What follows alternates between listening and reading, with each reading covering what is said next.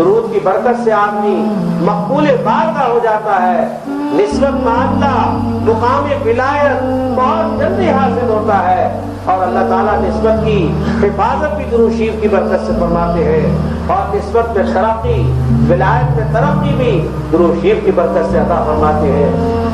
آسان رزق درود شریف کی برکت سے دیا جاتا ہے، دعائیں بکثرت قبول ہوتی ہیں۔ حضرت فرمایا کرتے تھے ہر وہ دعا جس کے اول آخر درود شریف ہو، سوال ہی نہیں پیدا ہوتا کہ وہ دعا زمین و آسمان کے درمیان لٹکی رہے، معلق رہے، مان نہیں۔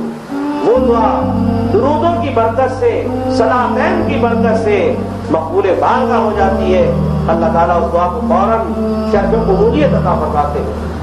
اعلیٰ حضرت شیخ العرب والعجم حاجی امداد اللہ صاحب مہاجر مکی رحمۃ اللہ علیہ نے فرمایا اپنی دعاؤں کو درودوں کی صندوق میں رکھ کے بھیجا کرو۔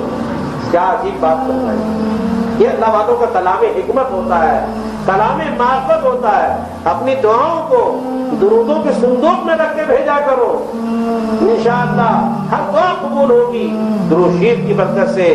مسئلہ یہ ہے کہ جو درود کا انکار کرے خارج اسلام ہے۔ زندگی میں ایک بار درود و سلام پڑھنا فرض ہے، اور مجلس میں ایک بار واجب ہے، اور ہر بار مستحب ہے۔